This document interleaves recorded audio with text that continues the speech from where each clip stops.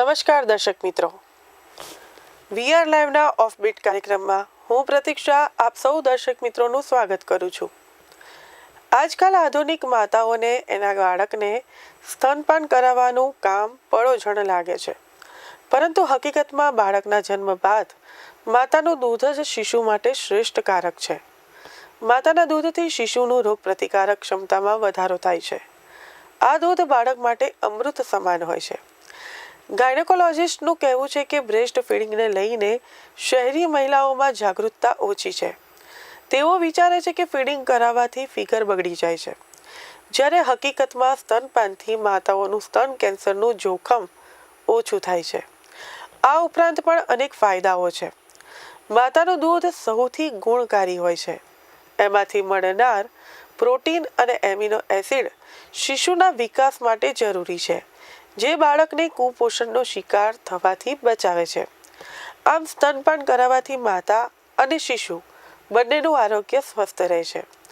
તો ચાલો જાણીએ આજના કાર્યક્રમમાં માતાના બાળકને સ્તનપાન કરાવવાના ફાયદા વિશે। નવજાત બાળકને સ્વસ્થ રાખવા માટે માતાનું દૂધનું ઘણું મહત્વ હોય છે। WHOના જણાવ્યા પ્રમાણે માતાના દૂધથી બાળકમાં એન્ટીબોડી બને છે। તે બાળપણમાં ઘણી બીમારીઓથી બાળકોને બચાવે છે। સ્તનપાન ન માત્ર બાળક માટે ફાયદાકારક છે, પરંતુ તેનાથી માતાને પણ ઘણા ફાયદા થાય છે। માતાનું પ્રથમ દૂધ બાળક માટે રસીનું કામ કરે છે, જે તેને અનેક રોગોથી બચાવે છે। જો નવજાતને જન્મના 23 કલાકની અંદર સ્તનપાન ન કરાવવામાં આવે તો બાળકના મૃત્યુનું જોખમ 33% વધી જાય છે। જો જન્મ પછી 24 કલાક કે તેથી વધુ સમય સુધી માતાનું દૂધ ન મળે તો આ જોખમ બમણું થઈ જાય છે। સ્તનપાન કરાવવાના ફાયદા।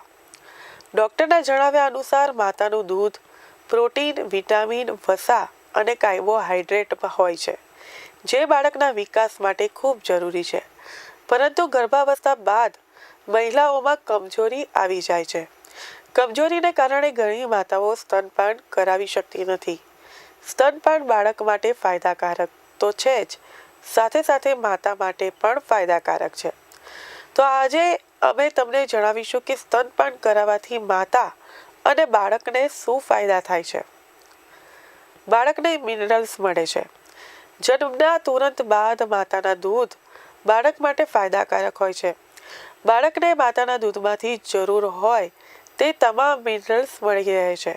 આ જ કારણ છે કે માતાનું દૂધ નવજાત બાળક માટે સર્વોત્તમ છે।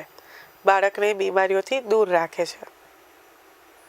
માતા તરફથી મળતું દૂધ બાળકને કેટલી બીમારીઓથી દૂર રાખે છે, એવું એટલા માટે થાય છે કેમ કે માતાના દૂધની અંદર કેટલાક એવા ઓક્સિડન્ટ હોય છે જે બાળકને રોગ સામે લડવાની શક્તિ આપે છે।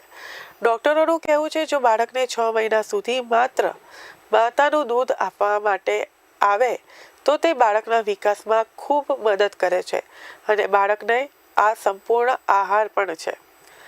માતાનું દૂધ બાળક માટે સર્વશ્રેષ્ઠ ખોરાક પણ છે। એવું એટલા માટે થાય છે કેમ કે માતા જે પણ ખાય છે તે દૂધના રૂપમાં બાળકનો આહાર બને છે। એટલા માટે જ કહેવામાં આવે છે કે સ્તનપાન કરાવનારી મહિલાનું ડાયટ હેલ્ધી હોવું જોઈએ। માતાને કેન્સરથી બચાવે છે। સ્તનપાન કરાવવાથી માત્ર બાળકને જ ફાયદો નથી, પરંતુ માતાને પણ છે।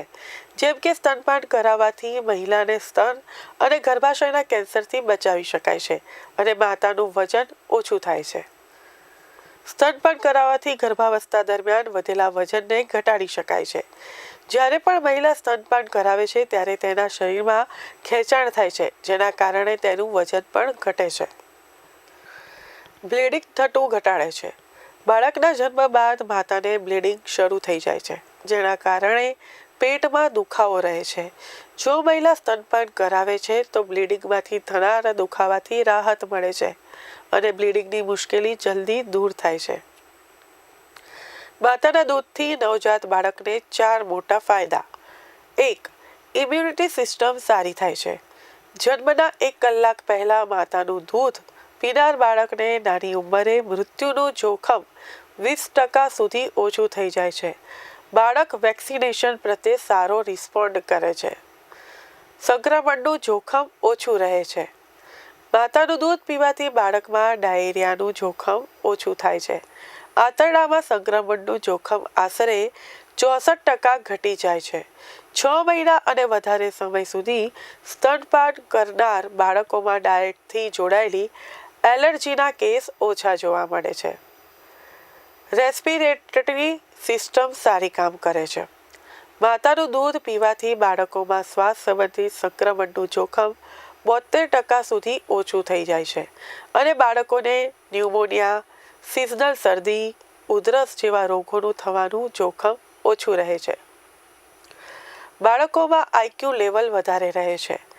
માતાના દૂધમાં કોલેસ્ટ્રોલ અને અન્ય ફેટ ઓછા હોય છે, જેનાથી નર્વ ટિશ્યુનો સારો વિકાસ થાય છે. તેવામાં બાળકનો આઈક્યુ લેવલ 2 થી 5 પોઈન્ટ વધારે હોય છે. તેમનું હૃદય વધુ સારી રીતે કામ કરવા લાગે છે. માતાના બ્રેસ્ટ કેન્સરનું જોખમ 28% સુધી ઘટી જાય છે. બ્રેસ્ટ ફીડિંગ કરાવવાથી માતાને હૃદય રોગનું જોખમ 10% સુધી ઘટી જાય છે. બ્રેસ્ટ કેન્સરનું જોખમ 28%, આર્થરાઇટિસનું જોખમ 50% સુધી ઓછું થાય છે. 1 વર્ષમાં આ રીતે બાળકને સુરક્ષા આપે છે. માતાનું દૂધ. જન્મના સમયે બાળકને માતાનું પહેલું દૂધ ઇમ્યુનિટી અને આંતરડાને સુરક્ષા આપે છે. 6 અઠવાડિયા પછી બાળકને એન્ટીબોડી મળે છે. 3 મહિના પછી માતાના દૂધના સેવન બાદ બાળકની કેલરી વધી જાય છે. 6 મહિના પછી માતાના દૂધના સેવનથી બાળકને દૂધમાં ઓમેગા એસિડ વધી જાય છે. તેનાથી બાળકનું મગજ ઝડપથી વિકસિત થાય છે. માતાના દૂધના બાળકના સેવનના 12 મહિના પછી કેલરી અને ઓમેગા એસિડનું લેવલ વધારે હોય છે, જે માંસપેશીઓ અને મગજના વિકાસ કરવામાં સારી રીતે મદદ કરે છે. તો દર્શક મિત્રો, આજના ઓફ બીટ કાર્યક્રમમાં ફક્ત આટલું જ. ફરી મળીશું એક નવા વિષય સાથે. ત્યાં સુધી મને રજા આપશો. નમસ્કાર.